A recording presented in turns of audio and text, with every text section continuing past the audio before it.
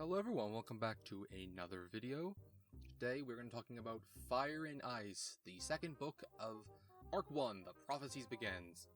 And, I'll just get right into it. So, the prologue immediately just is intriguing. We follow Wind Clan after they've been kicked out of their camp by Shadow Clan in the last book. If you don't remember what happened there, watch my previous video.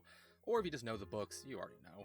You know, just like, don't read the books. They're good books. Like, I'm gonna praise the book a lot on this video.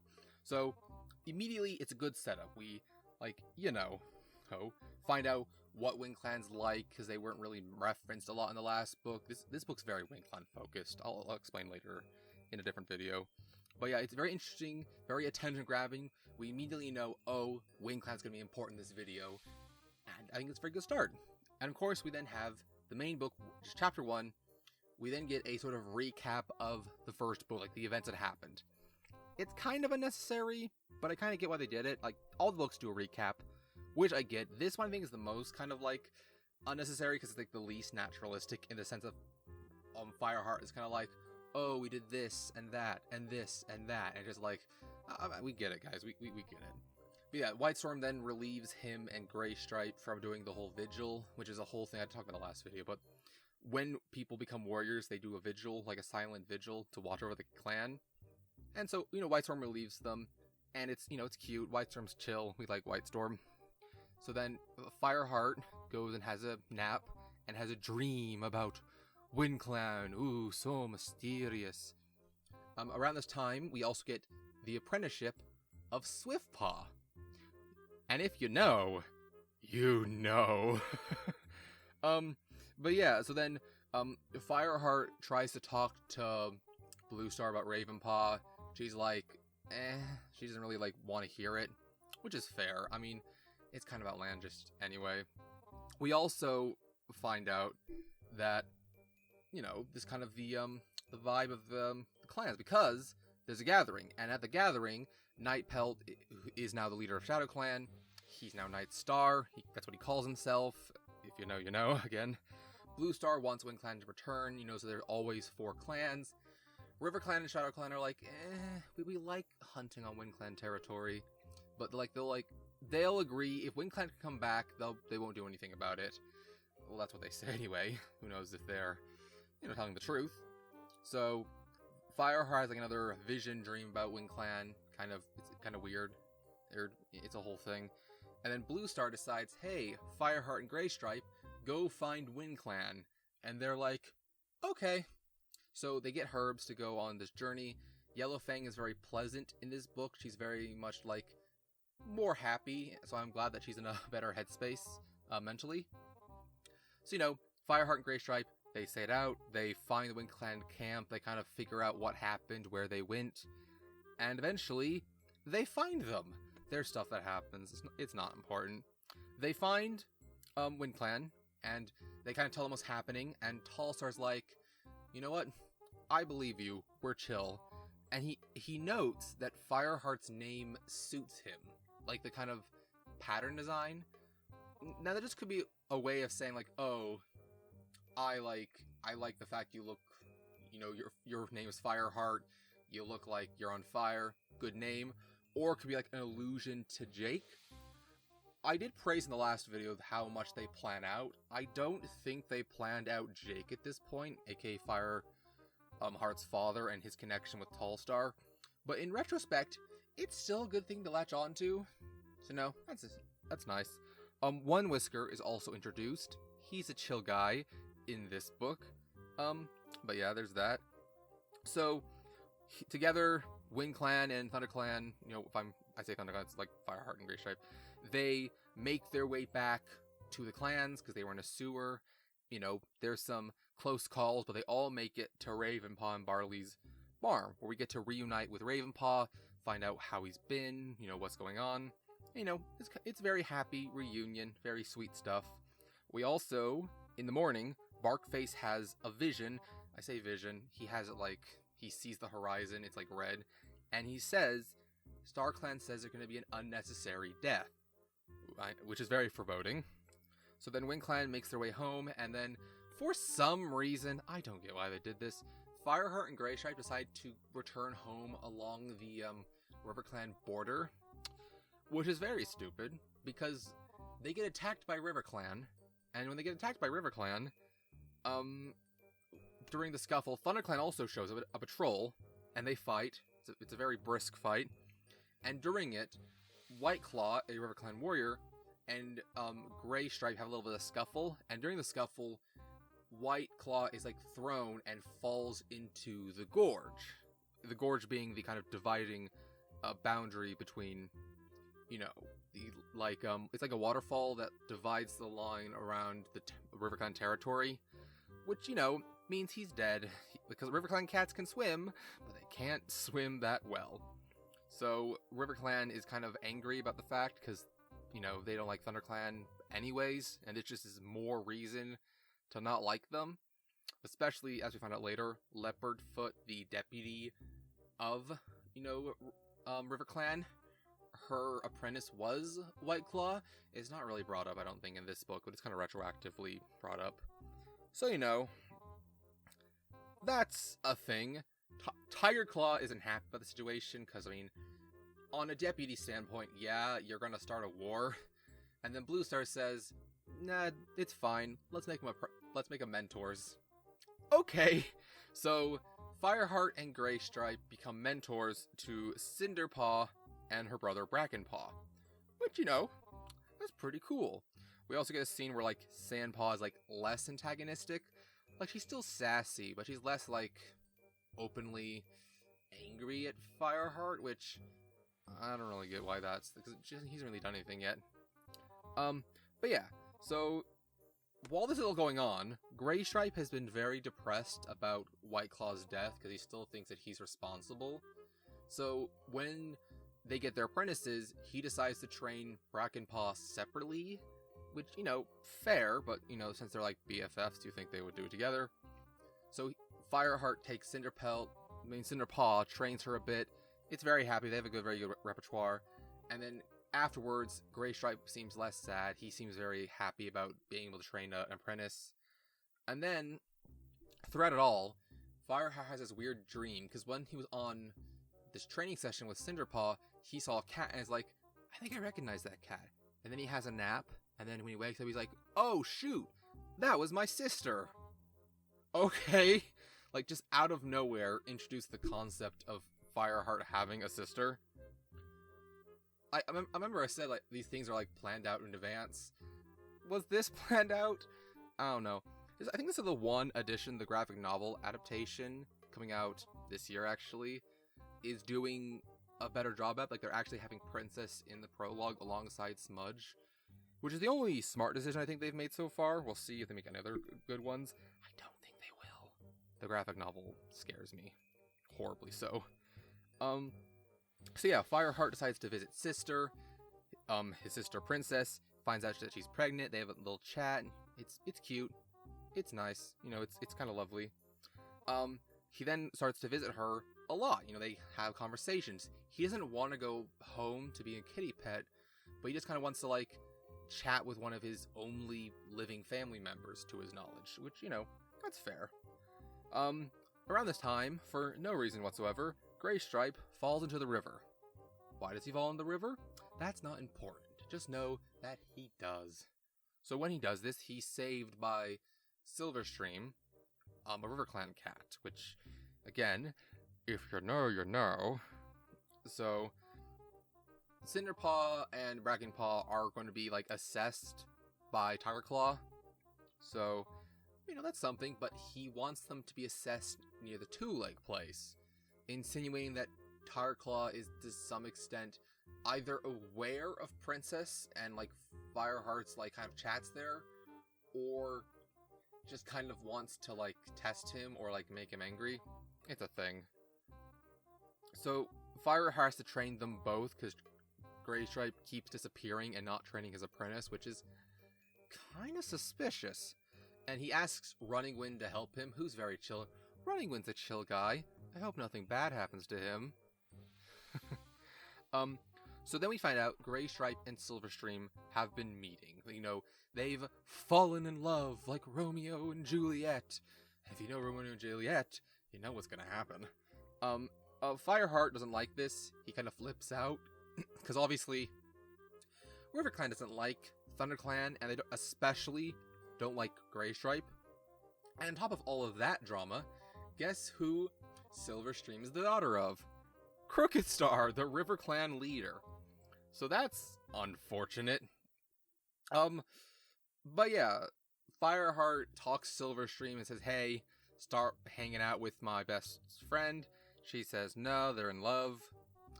The Silverstream and Graystripe's relationship, honestly, it kind of reeks of underdeveloped. They're only really in a relationship for 2 books, as compared to, like, Millie and Graystripe, who were in a relationship for much longer. But then again, the relationships are quite different in the way they're kind of set up, which is very strange. We could say, like, they're, more fleshed out with Millie and Graystripe, and less so than Silverstream and Graystripe. I don't know, there's definitely a conversation to be had about, like, could Silverstream have been more fleshed out? Could she have been more developed? Or for the story that she was in, for the intention that she had, was that the correct decision? I don't know. There's definitely a conversation to be had there, but I'm not going to have that, because I don't want to die. So, yeah, we also find out... Hold on, let me read my notes. I lost my place, sorry. Oh, yeah. So, we also find out via Silverstream that RiverClan doesn't have enough prey. They're kind of, like, a little bit starving, even though they have a river. It's just kind of an assumption they always have food. They don't. Around this time, you know, a couple days later, Blue Star has white cough, and it later turns to green cough, aka a very bad sickness within the clans. And around this time, Tiger Claw sends a messenger to camp and says, hey, get Blue Star to come meet him at the Thunderpath, which is a bit suspicious. And then Fireheart's like, no, she's sick. Screw off to, like, Dustpaw, because he's the person who brings the message. Dustpaw's the whole character. So Cinderpaw says, hey, I'll go in Blue Star's stead. And Fireheart's like, no, that's dumb. And so she does it anyway. Hey, but we don't really know that yet. But Yellowfang asks Fireheart to say, hey, go get some medicine. He does, but it's too late. She lost another life, meaning Blue Star only has 1 life remaining. But nobody knows that yet. It's also revealed that Yellowfang knows how much lives Blue Star has, which it's a medicine cat thing. They just know how much lives they have. I don't know if it's ever explained how they know, if it's just some sort of, like, power they have. I don't know, I don't think we're supposed to question it. Also, Cinderpaw is hurt really, really badly. Like, she's hit by a monster, a car, essentially. And it's very likely she'll never become a warrior due to her injuries. But she is probably gonna survive, but very injured. Graystripe also finds out that Fireheart spoke to Silverstream and is kind of mad at him, which kind of fair, although Fireheart kind of seems like he's mildly in the right, because this definitely doesn't seem like it's going to end well. Because one of the major things of warrior cats is they hate love. This is more so in the later books, but we'll get to that eventually. So, Fireheart doesn't really know how to feel about the whole Cinderpaw situation. He thinks it was set as a trap by Tigerclaw, and then his sister says, you know, I think the whole Cinderpelt thing was a trap by Tigerclaw. So Fireheart thinks what happened happens, but then his sister says what he thinks happened did happen, and he's like, you know what? That did happen. He's kind of an idiot. But you know, he is some of the times. It's fine. Also, like, sickness is running through the camp. People are getting sick, much like Blue Star. Not really important. Fireheart and Sandpaw go on a patrol alone. They have a nice kind of chat with each other. It's more like amicable. You know, it's pleasant. A very pleasant conversation. We also find out that the river between ThunderClan and RiverClan is frozen, and ThunderClan decides, hey, let's invade them and steal prey from them, because they're stealing prey from us, because that was also happening around this point. So, you know, that's something. Graystripe, it quite fairly admittedly, is horrified at the realization that his girlfriend's clan is gonna get horribly attacked. But then the river thaws out, and all is well. And so Graystripe, in his frustration, bodies Fireheart. That's not in my notes, but I'm gonna say body, because that's what essentially he does. He just, like, throws up, he throws himself at Fireheart and knocks him out. And it's honestly kind of funny.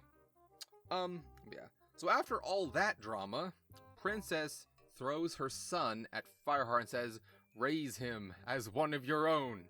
AKA, this is where Cloud Kit gets introduced. So Cloud Kit is now a character. Yay! The clan, quite fairly, I think, doesn't want him, because this is the whole revelation that he's been talking to his sister, and this is his nephew.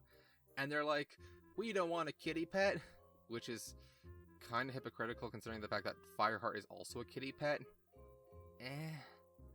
I mean, I get why they're angry, but at the same time, so, like, it's okay when a leader does this, but not okay when a normal warrior does this. Like, I mean, I get why they're angry, because he did this whole thing, but, I mean, think about it, wouldn't it be better to get, like, a kit, like a full-on kit, brought into the clan, as opposed to, like, someone like Firepaw's age when he was brought in? Like, he was, like, what, 6 moons old, as opposed to Cloud Kit, who's, like, at best 1 moon old, if even that. So wouldn't this be the preferred way of doing things? I don't know. It's kind of strange, but the clan's like, fine, we'll accept him, but we won't accept him. Cinderpaw kind of shows up now, and she finds out that she probably will never become a warrior. She kind of accepts it. Like, I think it's more of a shell-shocked situation. Like, she's like, oh, okay. Like, she's still internalizing all of her emotions and isn't quite sure about how she'll move forward, but she's okay for now. Fireheart also worries about Cloud Kit's like, I don't know what's gonna happen. Will the clan accept him? They won't. They really won't. They don't like him. But yeah. And so after all of that drama, gathering. Yeah, gathering time. Tensions are rising. You know, things are kind of not great. River Clan sense a ThunderClan cat on their territory, but doesn't know who it is. It's Graystripe, if you couldn't tell. And it becomes very obvious after this gathering. It was kind of hinted at earlier with River Clan and Shadow Clan not wanting Wind Clan to come back, and Wind Clan being helped by ThunderClan, that alliances are forming. Although this gathering kind of more or less officially has that the case. So after all that, a patrol happens, and they find rabbit bones with Shadow Clan's scent, which is a bit odd, because it's Shadow Clan's scent, but it's not quite Shadow Clan's scent. It's a bit strange. Tiger Claw decides, hey, let's go attack them, because they're mean to us. And so he takes a patrol to go attack them. Yellowfang says, this is kind of suspicious, and figures out that the scent on the rabbit remains is Broken Star, and they need to stop Tiger Claw.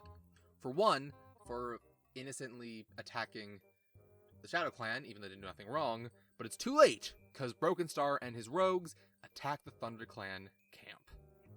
They break in, fighting ensues. Clawface, who stole the kits in the last book, attacks Fireheart, but he's saved by Graystripe, because Graystripe takes Clawface and murders him. So, you know, more trauma. Graystripe needs therapy. They all need therapy, but Graystripe needs therapy the most. Especially what happens later. We'll get to that. So Yellowfang and Broken Star fight. Yellowfang kills him and blinds him, meaning he only has 1 life left. And it's revealed to Fireheart, that Broken Star is Yellowfang's son. Big reveal! Dun dun dun! But yeah, that's a bit of a shock. It definitely kind of adds more context to her character and why she has issues around the kits, and also why she feels kind of responsible for his actions a bit, because she does kind of feel guilty about that in the last book. But overall, it's pretty interesting, because like the clan says, let's murder Broken Star, and Yellowfang's, no, if we did it, we'd be no better than him. And they're kind of like, fine, we'll keep him alive. And so because he only has one life left, they start calling him Broken Tail, aka his warrior name, since he isn't the leader of Shadow Clan anymore. Also, Fireheart says, "Hey, Bluestar, Sandpaw and Dustpaw did really well. You should make them warriors." And Bluestar's like, "Yeah, let's do that." Sandpaw and Dustpaw are kind of shocked that Fireheart would stand up for them, I guess, or just kind of vouch for them, but they accept it, so Sandpaw and Dustpaw become Sandstorm and Dustpaw respectively. We also get a scene where Cinderpaw and Yellowfang have a conversation, and Cinderpaw's being put to work. She's having self-worth issues, and so Yellowfang gives her stuff to do to make it so that she's not depressed, which is that's cute, and they have a very nice repertoire. So Fireheart and Greystripe then hunt. They're still at odds, but they're not openly angry at each other anymore, which that's nice. I'm glad that's the case. When they get back, they find that Cloud Kit and the rest of the kits have vanished. They're gone. They freak out and they try to find them, only to find out that Cloud Kit went hunting and caught a big vole. He's very bold. He doesn't really know why he's in trouble. Bluestar is angry, which I get why, but I feel like she definitely is more angry because he's Cloud. He's Cloud Kit and he's Kitty Pet. But at the same time, she wasn't ever angry at Firepaw for doing what he was doing. She was less angry. I don't know. Plus he's a child. He's a child. So I don't really get what that whole thing's about. Fireheart tries to teach him to obey the code. We also get a vision from Spotted Leaf. Again, I didn't address earlier, but yeah, that's a whole thing. So Spotted Leaf comes down, she talks to Fireheart in a dream, because he has visions where he talks to her sometimes, and she tells him, "Beware a warrior you cannot trust." And Fireheart very idiotically says, "Oh, is it Greystripe?" No! This book does a really terrible job at making Fireheart realize that Tireclaw is evil. We know Tireclaw is the villain. It's very obvious. And yet, he keeps doubting himself. He keeps trying to not justify, but he keeps trying to overlook Tireclaw's actions and make it so that he's not the villain, when he very clearly is. And it's stupid. It's very stupid. I don't get why they did what they did. So, I don't know. So then, after that whole dream, one Whisker comes up from Wind Clan and says, "Hey, River Clan and Shadow Clan are attacking us. They want to murder us for reasons." And so Bluestar rallies Thunder Clan to go help them. Cloud Kid tries to come too. He's told no. He's sassy. Tireclaw makes fun of him. Makes fun of Tireheart specifically. He makes fun of Fireheart because "Oh, your kitty pet blood doesn't respect the clans." Okay, Tireclaw, get a room. But yeah, that's what happens. So, the Thunder Clan makes it to Wind Clan camp, and the battle commences. It's a vicious battle. Leopardfoot attacks Fireheart. He's weird, because she kind of blames Fireheart for the death of Whiteclaw, which is strange. I get it because it's his connection to Greystripe, and he was also there at the battle. But, I get why he did it. It probably would have made more sense. But yeah, she's the River Clan deputy. So they fight, and she has the upper hand. And aside, in the middle of this chaos, Tireclaw just kind of emotionless watches the River Clan deputy attempt to kill Fireheart. She's fully intending to kill him, and he just does nothing. And Fireheart, out of spite, beats Leopardfoot up really badly, and Tireclaw just kind of ignores it. So Silverstream then attacks Fireheart because she's there, but she can't tell it's him because she's been cut and blood is kind of blinding her somewhat. She's kind of blindly attacking a cat. And he attempts to injure her, but then he sees Greystripe watching and decides not to attack her and wait until the blood gets out of her eyes so she can kind of realize what's happening.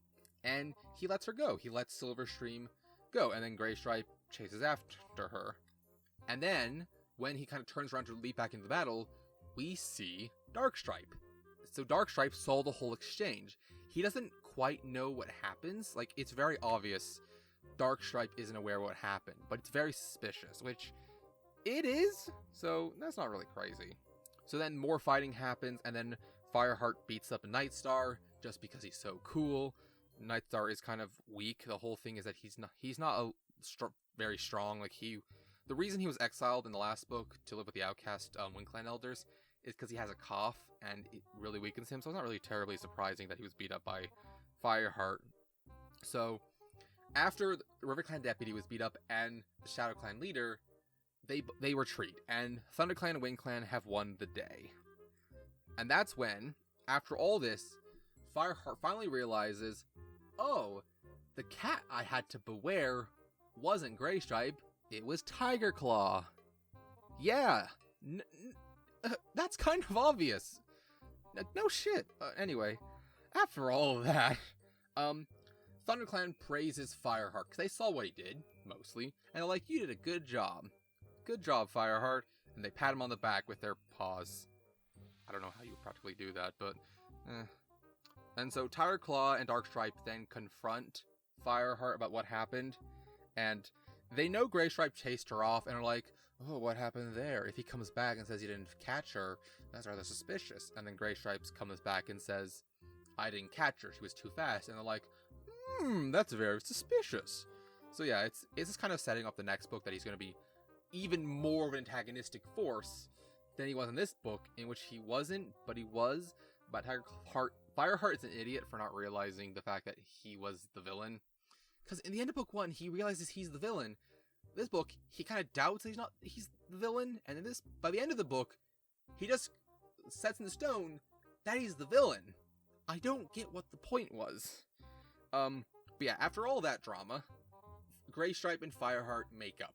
Fireheart doesn't approve of their relationship, of his and Silverstream's, but tells Graystripe that he won't try to stop them, just that he promises to be a bit more discreet, which Graystripe says, yeah, I'll do that. And, happy book. But overall, I think the book has a pretty good cliffhanger. Like, obviously, it's hinting at the fact that Tiger Claw is going to be a much more antagonistic force, but as I said, we already got that. So it's a bit kind of reductive, or it's all the things, all the bad things. Yeah, there's just way too many signs Tiger Claw is evil. The idea that they try to maybe say that maybe he's not evil is stupid, and the fact that Fireheart doesn't figure out that he's evil, or like explicitly evil, is dumb. He's just an idiot in this book, which, not great. But overall, the book's very interesting. It's a very good flow. It doesn't immediately take you from one big thing to the next big thing. There's always a little bit of levity, a little bit of break between each major event, so we get like a bit of time to take a breather, kind of evaluate what we've read, and prep for the next big thing. But overall, I think the book's pretty good. But there were some good things, there were some bad things, there were some stupid things, as most books tend to have. But let me know what you think. Did you like it? Did you not like it? Or did you think it's a bit weird? Let me know down below. Thank you so much for watching, and I'll see you next time for the third book in the Prophecies Begins, Forest of Secrets. Have a nice day. Hey y'all. Bye-bye.